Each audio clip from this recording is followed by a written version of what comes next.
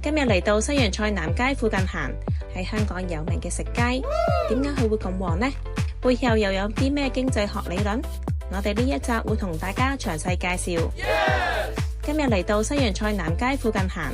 可以睇到呢度有各式各樣嘅小食店，有啲係老字號嘅小食店，食完嘢會口渴，所以呢度都開咗好多飲品連鎖店。網友嚟到呢度掃街就有好多選擇。咁點解呢度有咁多小食店呢？原來因為早年旺角成為旅遊核心區，遊客行完彌敦道就會順便過埋嚟西洋菜南街，咁開始有一啲檔主開小食店，行家睇到佢哋做得住，佢哋又跟住開，附近就有人開埋飲品店，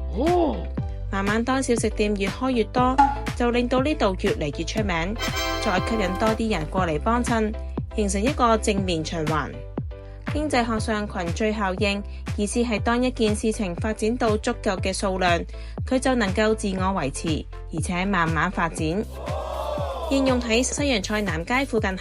如果只係得一間小食店，就未必有咁多人關注。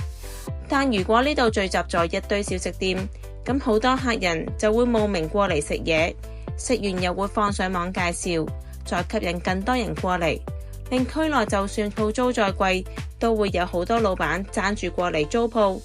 令到呢度無論經濟好壞，都會變成一條食街。當群聚效應發展到最盡會係點呢？以呢個鋪位為例，雖然只得150尺，但係租金搶到22萬咁高。